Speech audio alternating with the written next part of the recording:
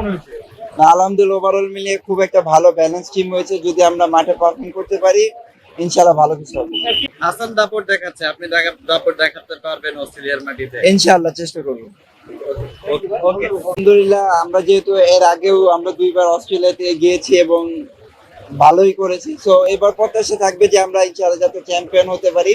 যেহেতু আগের বারে আমরা রানার্স আপ ছিলাম, তো এবার লক্ষ্য থাকবে যাতে আমরা চ্যাম্পিয়ন হতে পারি। আপনি রিয়াদ ভাই দলে ইনক্লুশনটা আসলে কিভাবে দেখছেন? আপনাদের জন্য কতটা কাজে আসছে রিয়াদ ভাইয়ের এই ইনক্লুশনটা?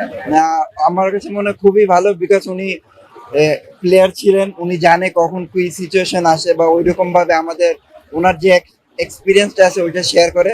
তো আমি মনে করি যে ইনশাল্লাহ আমাদের অনেক কাজে আসবে। এই মাঠে টেস্ট দল যেভাবে খেলছে, ডমিনেট করছে অস্ট্রেলিয়ার বিপক্ষে, আপনাদেরকে আরো বেশি আত্মবিশ্বাসী করে তুলছে? না, অবশ্যই, লাইক আমাদের সিনিয়র বড় ভাইরা যেভাবে খেলতেছে, তো আমরা তো তাদের দেখে অনুপ্রাণিত হই। তো আমাদেরও চেষ্টা থাকবে যে আমরাও যাতে এরকম ডমিনেট করতে পারি। সব ধরনের খেলার খবর পেতে সাবস্ক্রাইব করুন। সঙ্গে থাকুন খেলার পাতার।